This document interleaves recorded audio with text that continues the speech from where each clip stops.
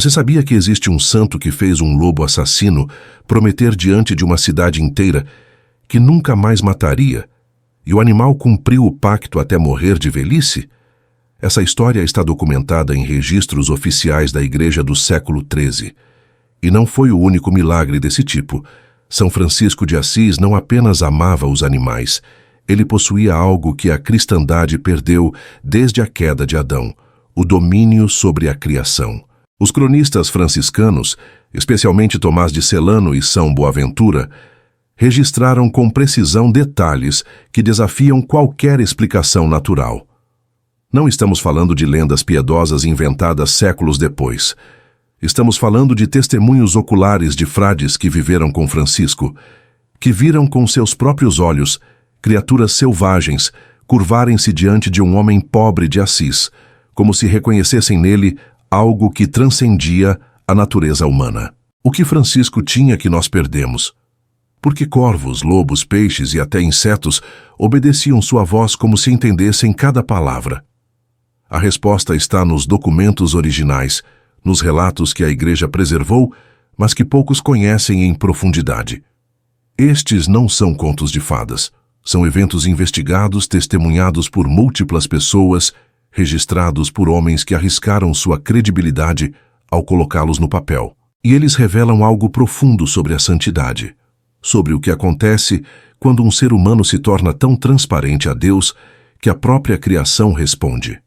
O primeiro milagre aconteceu com o lobo de Gúbio, mas não da forma romantizada que conhecemos.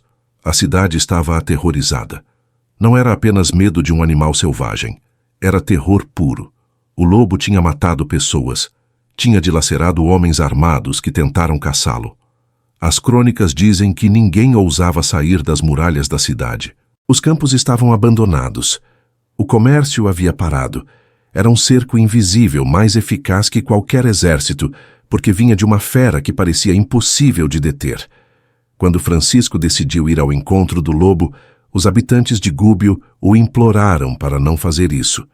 Disseram que era suicídio, mas Francisco simplesmente fez o sinal da cruz e caminhou sozinho para fora da cidade. O que aconteceu a seguir foi testemunhado por dezenas de pessoas que seguiram Francisco à distância, incapazes de deixá-lo ir sozinho para a morte.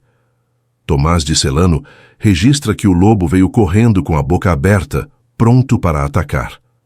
Francisco fez o sinal da cruz sobre ele e disse: "Vem cá, irmão lobo, eu te ordeno da parte de Cristo que não faças mal, nem a mim, nem a ninguém." Naquele instante, o lobo fechou a boca, parou de correr e se aproximou mansamente, deitando-se aos pés de Francisco como um cão. Não foi um gesto gradual de domesticação. Foi instantâneo, como se algo no comando de Francisco tivesse autoridade sobre a própria natureza do animal. Mas Francisco não parou aí. Ele começou a conversar com o lobo e os cronistas deixam claro que não era uma conversa simbólica. Francisco falava e o lobo parecia entender. "Irmão lobo", disse Francisco, "tu fizeste muito mal nesta terra, matando e destruindo as criaturas de Deus sem sua permissão. Não apenas mataste animais, mas ousaste matar homens feitos à imagem de Deus. Por isso mereces ser enforcado como um ladrão e assassino." O lobo baixou a cabeça, moveu a cauda entre as pernas e com seu corpo inteiro demonstrou arrependimento. Francisco continuou: "Mas eu quero fazer as pazes entre ti e esta gente, para que não te ofendam mais e perdoem todas as tuas ofensas passadas." Então veio a parte mais extraordinária. Francisco propôs um pacto. O lobo deixaria de atacar qualquer pessoa ou animal. Em troca, os habitantes de Gúbio alimentariam o lobo todos os dias pelo resto de sua vida. E Francisco pediu que o lobo desse uma garantia diante de todos. "Irmão lobo, queres fazer este pacto?" O lobo levantou a pata direita e a colocou na mão de Francisco. Não foi interpretação posterior. Múltiplas testemunhas viram o gesto. Um aperto de mão entre um santo e uma fera. Francisco então caminhou de volta para a cidade com o lobo ao seu lado. As pessoas que tinham visto tudo correram à frente, e toda Gúbio saiu para testemunhar o impossível. Na praça principal, diante de centenas de pessoas, Francisco repetiu os termos do acordo. pediu novamente que o lobo confirmasse sua promessa. Que novamente o lobo levantou a pata e a colocou na mão de Francisco. As crônicas dizem que o povo chorou, não de medo, mas de espanto. E a partir daquele dia, o lobo andava pelas ruas de Gúbio como um cidadão. Entrava nas casas e as pessoas o alimentavam. Nunca mais atacou ninguém. Viveu 2 anos assim, manso e pacífico. Quando morreu de velhice, a cidade inteira lamentou. E aqui está o detalhe que prova que isso não era lenda. No século XX, durante escavações na igreja de São Francisco de la Paz, em Gubbio, encontraram os ossos de um lobo de tamanho excepcional enterrado sob o piso da igreja. A datação correspondia ao século XIII. O segundo milagre envolveu criaturas ainda mais improváveis de serem domesticadas, aves selvagens em pleno voo. Francisco estava viajando pelo Vale de Spoleto, quando viu uma multidão enorme de pássaros de várias espécies reunidos nos campos. Havia pombas, corvos, gralhas e outras aves que normalmente nunca se misturam. Francisco sentiu um impulso interior e disse aos frades que o acompanhavam: "Esperem-me aqui no caminho enquanto vou pregar aos meus irmãos pássaros."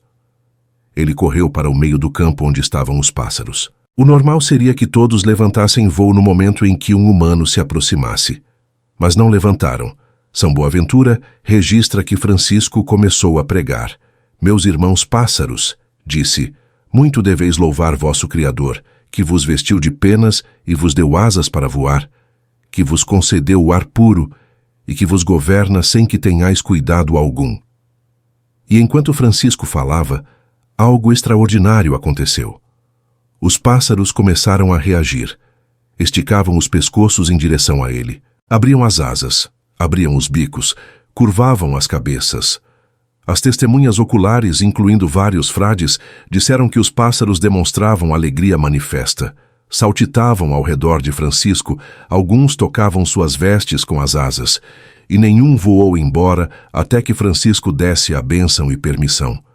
Francisco caminhou entre eles, tocando-os com a borda de seu hábito, e eles não se assustaram. Depois de pregar, fez o sinal da cruz sobre eles e deu-lhes licença para partir. Somente então todos ao mesmo tempo levantaram voo cantando de modo extraordinariamente harmonioso e dividiram-se em 4 grupos, voando para os 4 pontos cardeais, como se tivessem recebido uma missão de levar a mensagem aos 4 cantos da terra. Frei Tiago de Massa, que estava presente, disse mais tarde que nunca tinha visto aves se comportarem dessa forma, que parecia que entendiam cada palavra e que obedeciam como se tivessem razão. Mas há outro detalhe crucial que Tomás de Celano registra. Após esse evento, Francisco começou a se repreender por nunca ter pregado às aves antes. "Como é que eu nunca preguei aos pássaros antes?", disse aos frades. "Eles também são criaturas de Deus." E a partir daquele dia, Francisco saudava todas as criaturas que encontrava, exortando-as a louvar o Criador. Pedras, árvores, água, fogo, animais, todos eram para ele capazes de receber a palavra de Deus de alguma forma misteriosa. Não era panteísmo, era a compreensão de que toda a criação geme esperando a redenção, como São Paulo escreve, e que um santo pode de alguma forma antecipar essa redenção através de sua presença. O terceiro milagre aconteceu em Alviano e envolveu andorinhas. Francisco estava pregando para uma multidão ao ar livre, quando centenas de andorinhas começaram a voar acima dele, chilreando tão alto que ninguém conseguia ouvir sua voz. Francisco tentou continuar, mas era impossível. Então ele parou, olhou para as aves e disse: "Minhas irmãs andorinhas, agora é a minha vez de falar. Vocês já falaram o suficiente. Ouçam a palavra do Senhor e fiquem quietas e em silêncio até que eu termine." As crônicas dizem que no mesmo instante todas as andorinhas pousaram e ficaram completamente silenciosas. Não diminuíram o barulho gradualmente, foi imediato e total, e permaneceram assim, imóveis e mudas, até que Francisco terminou de pregar e lhes deu permissão para voltar a cantar. As pessoas que estavam presentes ficaram atônitas. Sabiam que andorinhas são quase impossíveis de controlar. São aves migratórias, nervosas, em constante movimento. E, no entanto, obedeceram uma simples ordem verbal de um homem. Mas o que impressionou mais as testemunhas não foi apenas a obediência, foi a imediatividade. Como se as andorinhas entendessem não apenas que Francisco queria silêncio, mas por quê? Como se reconhecessem autoridade na voz dele. Uma autoridade que não vinha dele mesmo, mas de algo maior que operava através dele. O quarto milagre é ainda mais específico e menos conhecido. Envolve um falcão que vivia no eremitério de Monte Alverne, onde Francisco recebeu os estigmas. Francisco costumava passar longas horas em oração durante a noite e, frequentemente, precisava de um despertador para os ofícios noturnos. Um falcão selvagem que vivia nas proximidades começou a acordá-lo, mas não era um simples acaso. As crônicas registram detalhes precisos. O falcão cantava todas as manhãs, no horário exato em que Francisco precisava acordar para o ofício das matinas. Nunca falhava. Era como se tivesse um relógio interno calibrado às necessidades de Francisco. Mas há mais. Quando Francisco estava doente ou particularmente exausto após longas vigílias, o falcão não cantava tão cedo. Esperava que Francisco dormisse mais. Como o falcão sabia quando Francisco estava doente? Como distinguia entre uma noite normal e uma noite em que Francisco precisava de mais descanso? Os frades que viviam com Francisco testemunharam isso repetidamente. Não aconteceu uma ou duas vezes. Aconteceu durante todo o tempo que Francisco passou em Alverne.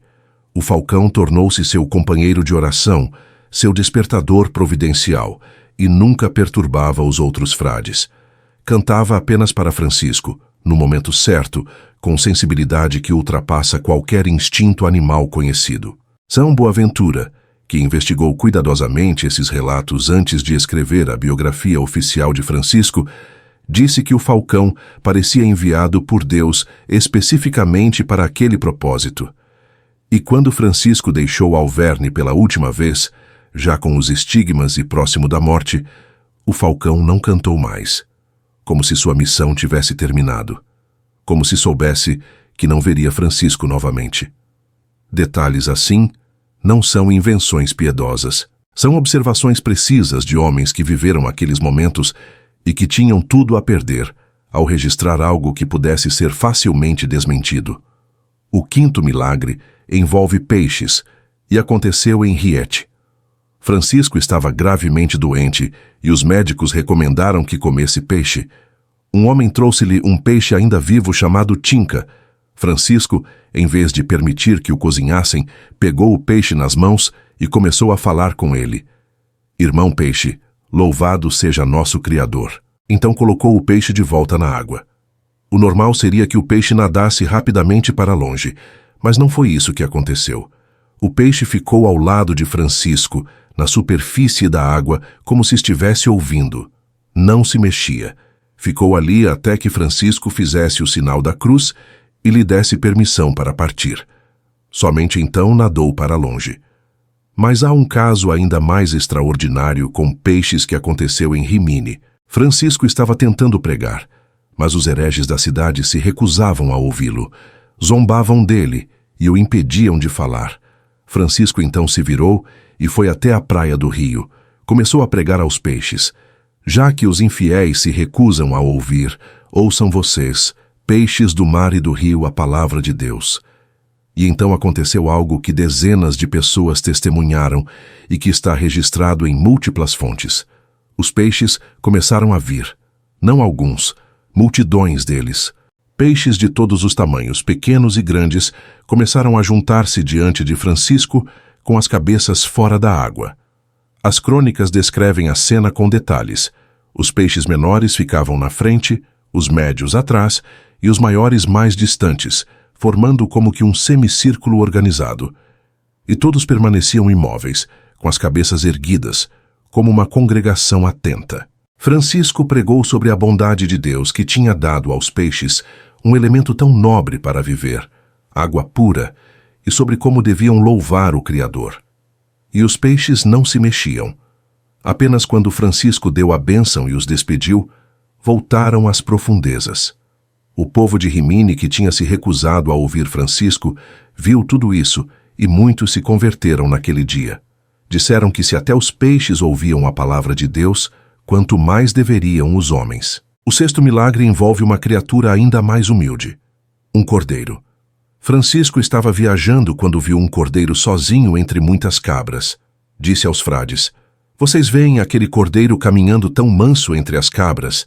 Digo-vos que assim, nosso Senhor Jesus Cristo, manso e humilde, caminhou entre os fariseus e príncipes dos sacerdotes."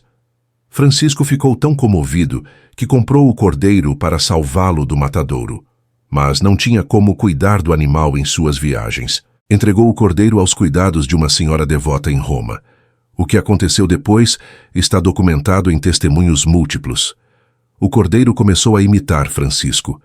Todas as manhãs, quando os sinos tocavam para as matinas, o cordeiro acordava e ia até o quarto da senhora, balindo até que ela acordasse para a oração. Se ela demorasse, o cordeiro empurrava a porta com a cabeça, balindo mais alto. Ia sozinho à igreja. Durante a missa, quando chegava o momento da elevação da hóstia, o cordeiro se ajoelhava. Não era treinamento. Ninguém ensinou o cordeiro a fazer isso. As testemunhas dizem que era como se o cordeiro tivesse absorvido a devoção de Francisco e continuasse o que tinha aprendido com ele. Mais extraordinário ainda, quando os frades visitavam a casa, o cordeiro demonstrava alegria especial. Quando pessoas comuns visitavam, era indiferente. Mas quando via o hábito franciscano, corria, pulava e seguia os frades como se reconhecesse neles algo da mesma presença que tinha conhecido em Francisco. São Boaventura diz que o cordeiro viveu muitos anos assim, sendo uma pregação silenciosa mais eficaz que muitas palavras. Quando morreu, a senhora mandou preservar sua pele como relíquia. Tal era a veneração que todos tinham por aquele animal que parecia ter alma de devoto. O sétimo e último milagre é talvez o mais misterioso e envolve criaturas que normalmente consideramos as mais insignificantes: cigarras e vermes.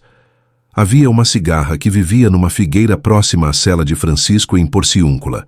Francisco costumava chamá-la de Irmã Cigarra e pedia que cantasse louvores a Deus. A cigarra vinha pousar em sua mão quando ele a chamava e cantava. Não apenas uma vez, mas repetidamente. Os frades testemunharam isso durante todo um verão. Francisco estendia a mão, chamava a cigarra e ela vinha. Então ele dizia: "Canta, Irmã Cigarra, e louva ao Senhor com teu canto." E a cigarra cantava. Depois de 8 dias, Francisco disse aos frades: "Vamos dar licença à nossa Irmã Cigarra, pois já nos alegrou suficientemente por uma semana." E a cigarra nunca mais voltou. Quanto aos vermes, Francisco demonstrava uma ternura especial. Quando caminhava, tirava-os do caminho para que não fossem pisados. Por quê? Porque Jesus tinha dito: "Eu sou um verme e não um homem." Francisco via em cada verme uma imagem da humildade de Cristo. Certa vez, estava construindo uma cela e encontrou vermes na madeira. Recusou-se a matá-los ou removê-los. Disse que ficariam ali porque também eram criaturas de Deus. Os frades achavam estranho, mas Francisco explicava: "Assim como Cristo se humilhou até a morte de cruz e se comparou a um verme, assim devo eu honrar até as criaturas mais baixas." Mas houve um caso específico com um verme que revela algo profundo. Francisco encontrou um verme no meio do caminho, em perigo de ser esmagado. Pegou-o delicadamente e colocou-o ao lado da estrada. Mas o verme começou a voltar para o caminho. Francisco o pegou de novo e colocou em lugar seguro. O verme voltou novamente. Isso se repetiu várias vezes. Finalmente, Francisco ficou ali, protegendo o verme com seu próprio corpo, até que o verme finalmente se movesse para a grama. Os frades que viram isso disseram que era como se Francisco não pudesse suportar ver sofrer nem a menor das criaturas, e como se até o verme percebesse de alguma forma que estava sendo protegido.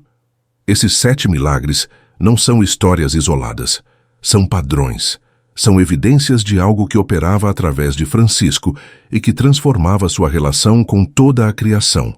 Os teólogos franciscanos explicam isso através do conceito de domínio adâmico restaurado. Adão, antes da queda, tinha autoridade sobre os animais. Eles o reconheciam e obedeciam não por medo, mas por ordem natural. O pecado quebrou essa harmonia. Mas em Francisco, através de sua santidade radical e união com Cristo, algo dessa harmonia original foi restaurado. Não era magia, não era poder pessoal, era transparência.